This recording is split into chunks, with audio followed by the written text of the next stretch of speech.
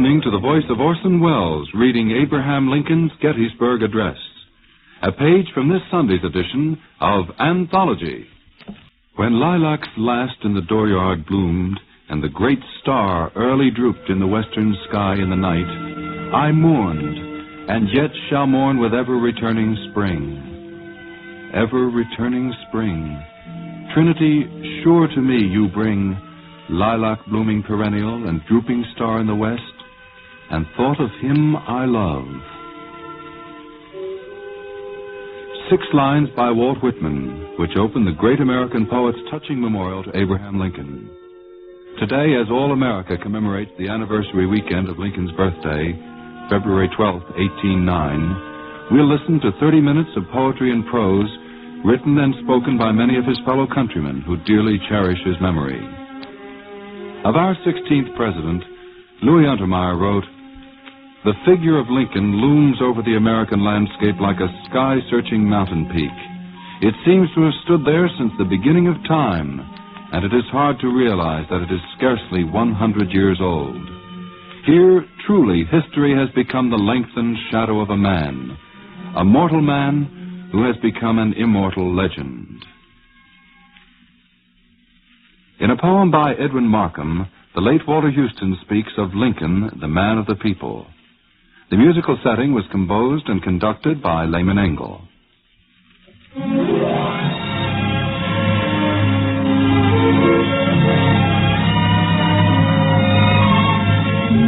The color of the ground was in him, the red earth, the smack and tang of elemental things, the rectitude and patience of the cliff, the goodwill of the rain that loves all leaves, the friendly welcome of the wayside well, the courage of the bird that dares the sea, the gladness of the wind that shakes the corn, the pity of the snow that hides all scars, the secrecy of streams that make their way under the mountain to the rifted rock, the tolerance and equity of light that gives as freely to the shrinking flower as to the great oak flaring in the wind, to the grave's low hill as to the Matterhorn that shoulders out the sky.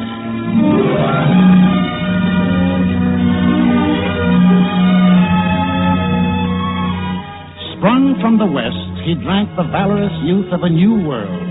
The strength of virgin forests braced his mind. The hush of spacious prairies stilled his soul. His words were oaks in acorns, and his thoughts were roots that firmly gripped the granite truth.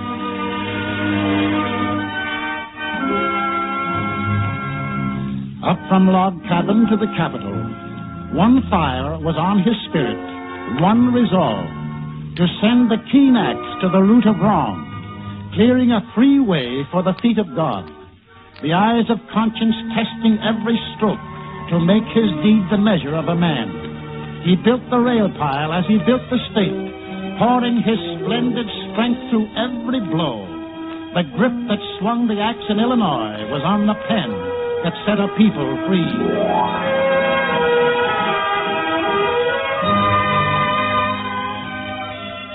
So came the captain with the mighty heart, and when the judgment thunders split the house, wrenching the rafters from their ancient rest, he held the ridgepole up and spiked again the rafters of the home.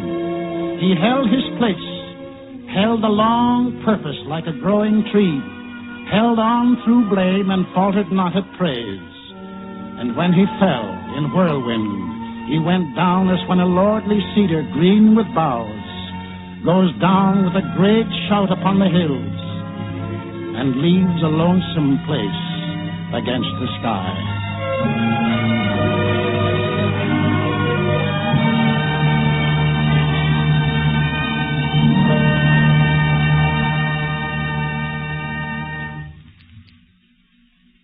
From the poetry of Edwin Markham, we turn to the moving poetic prose of Carl Sandburg. Our foremost annotator upon the life and times of Lincoln, Sandburg wrote The Prairie Years and the War Years, a 6-volume work which won the Pulitzer Prize. Carl Sandburg reads first an excerpt from Lincoln the Dreamer. Death was in the air, so was birth. What was dying few could say. What was being born, none could know. Lincoln. Did he gather the feel of the American dream and see its kindred over the earth? Saying, the strongest bond of human sympathy outside of the family relation should be one uniting all working people of all nations and tongues and kindreds. Let not him who is houseless pull down the house of another, but let him labor diligently and build one for himself, thus by example assuring that his own shall be safe from violence when built. As labor is the common burden of our race, so the effort of some to shift their share of the burden onto the shoulders of others is the great durable curse of the race. I hold, if the Almighty had ever made a set of men that should do all of the eating and none of the work, he would have made them with mouths only and no hands. And if he had ever made another class that he had intended should do all the work and none of the eating, he would have made them without mouths and all hands. The same spirit that says, you toil and work and earn bread and I'll eat it. No matter in what shape it comes, whether from the mouth of a king who seeks to bestride the people of his own nation and lives by the fruit of their labor, or from one race of men as an apology for enslaving another race, there is the same tyrannical principle. The sheep and the wolf are not agreed upon a definition of the word liberty. Lincoln, he was a dreamer. He saw ships at sea. He saw himself living and dead in dreams that came. Into a secretary's diary, December 23, 1863, went an entry. The president tonight had a dream. He was in a party of plain people, and as it became known who he was, they began to comment on his appearance. One of them said, he's a very common-looking man. The president replied, the Lord prefers common-looking people. That is the reason he makes so many of them. Lincoln. He spoke one verse for then and for now. If we could first know where we are and whither we are tending, we could better judge what to do and how to do it.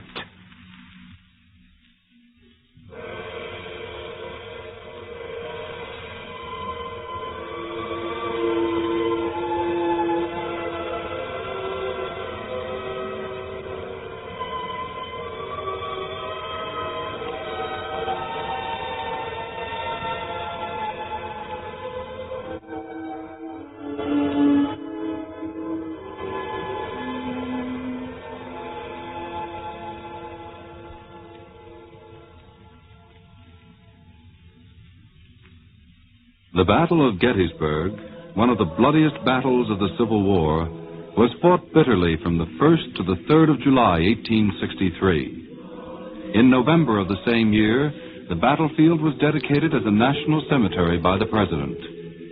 His speech took only about 2 minutes to deliver. The newspapers, devoting much space to a 2-hour oration by Edward Everett, belittled and buried it. But the words survived and have become a model of American speech because of their eloquence and biblical simplicity. Again, from his works on Lincoln, we'll listen to Carl Sandburg reading a prelude to the Gettysburg Address. Orson Welles delivers the famous Lincoln speech, and Carl Sandburg speaks of the events following that now never-to-be-forgotten moment in American history. Here first is Carl Sandburg.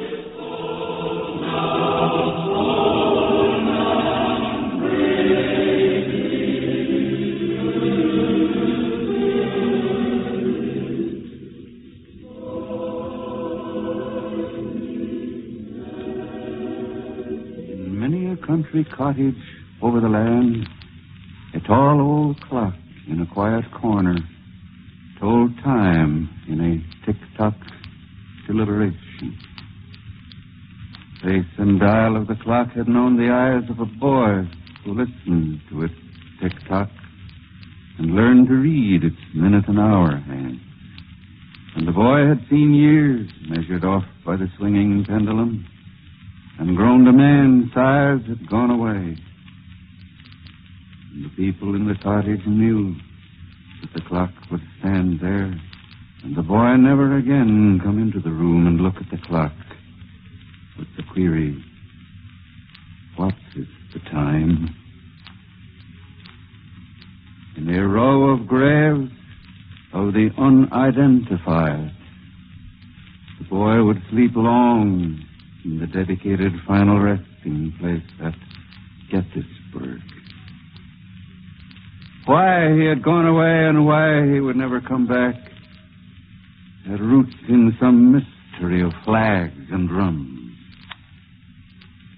of national fate in which individuals sink as in a deep sea, of men swallowed and vanished in a man-made storm of smoke and steel.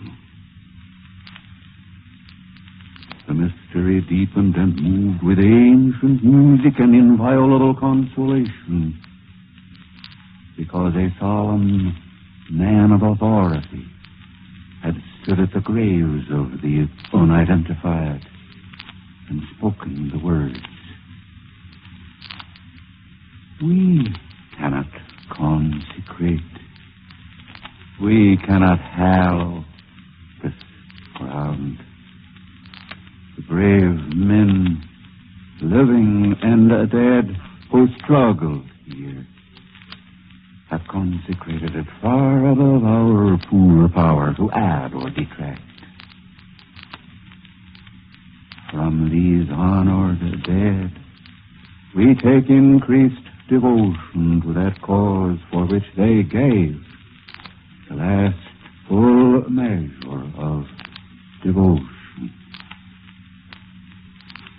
To the pendulum swing of a tall old clock in a quiet corner, they might read those words, while outside the windows the first flurry of snow blew across the orchard and down over the meadow. The beginnings of winter in a gunmetal gloaming to be later arched with a star-flung sky. Orson Welles reads the Gettysburg Address. To come. Its cadences sang the ancient song that where there is freedom, men have fought and sacrificed for it, and that freedom is worth men dying for.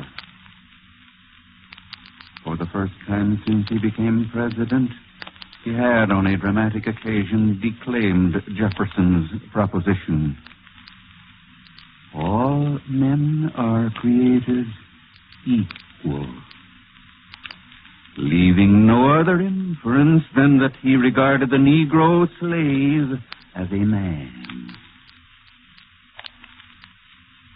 Back at Gettysburg, the blue haze of the Cumberland Mountains had dimmed till it was a blur in a nocturne. The moon was up and fell with a bland golden benevolence on the new-made graves of soldiers, on the sepulchres of old settlers, on the horse carcasses of which the onrush of war had not yet permitted removal. The New York Herald man walked amid them and ended the story he sent his paper. The air, the trees, the graves are silent. Even the relic hunters are gone now. And the soldiers here never wake to the sound of reveille. Abraham Lincoln was assassinated in Ford's Theater on 10th Street in Washington, D.C. at about 20 minutes after 10 on the evening of April 14, 1865. The last beat of the great compassionate heart came at 22 minutes after 7 on the morning of Saturday, April 15th. Although we know only through hearsay the hour of his birth, even the seconds of his death were recorded. Abraham Lincoln was then 56 years old. Of the many testimonials to his death, it was Walt Whitman who again penned a tribute which today still retains its original beauty and pathos. Walter Huston reads, "O Captain, my Captain," in which he compares the nation to a ship tossed on a dangerous sea, and Lincoln is the captain who has brought the vessel safely to shore, only to die before he reaches the port.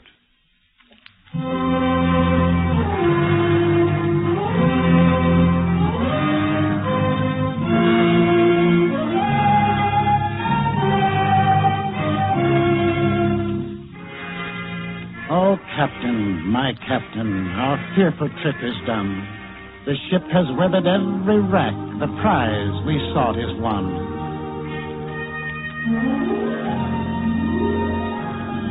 The port is near, the bells I hear, the people all exulting, while follow eyes the steady keel, the vessel grim and daring. But oh, heart, heart, heart, oh, the bleeding drops of red, where on the deck my captain lies, fallen, cold, and dead. Oh, Captain, my Captain, rise up and hear the bells. Rise up, for you the flag is flung, for you the bugle trills, for you bouquets and ribboned wreaths, for you the shores are crowding, for you they call, the swaying mass, their eager faces turning.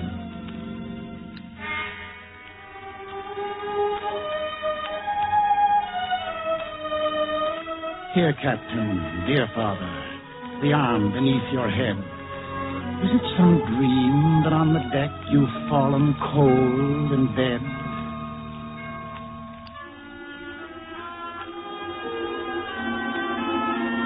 My captain does not answer. His lips are pale and still. My father does not feel my arm. He has no pulse nor will.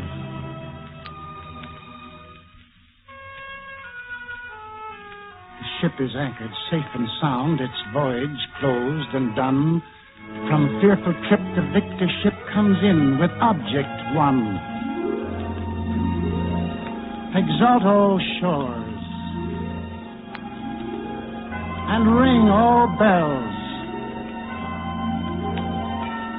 But I, with mournful tread, walk the deck my captain lies, fallen cold and dead.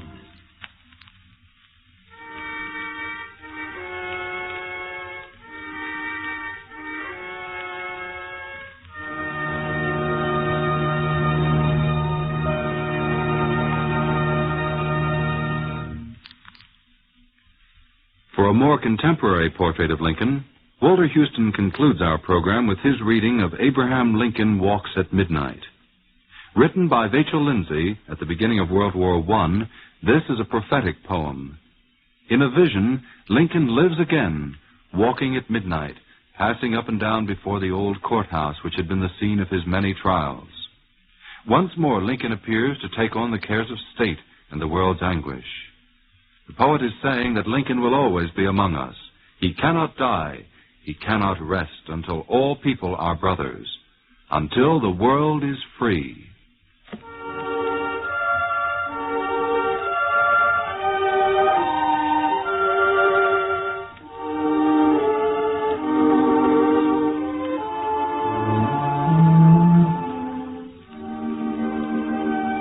It is portentous and a thing of state that here at midnight in our little town a mourning figure walks and will not rest near the old courthouse, pacing up and down. Or by his homestead or in shadowy yards he lingers where his children used to play. Or through the market on the well-worn stones he stalks until the dawn stars burn away. A bronzed, lank man, his suit of ancient black, the famous high-top hat and plain-worn shawl, make him the quaint, great figure that men love, the prairie lawyer, master of us all.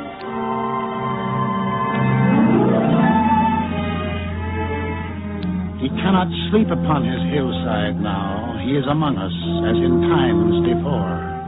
And we who toss and lie awake for long breathe deep and start to see him pass the door.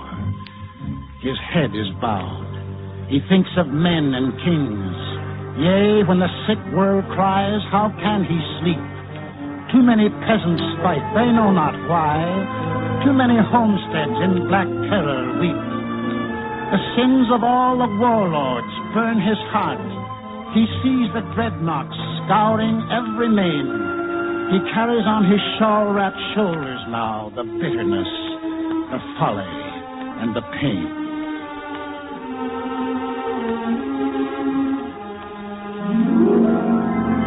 He cannot rest until a spirit dawn shall come, the shining hope of Europe free, a league of sober folk, the workers' earth, bringing long peace to cornland, Alp and sea. It breaks his heart that kings must murder still, that all his hours of travail here for men seem yet in vain.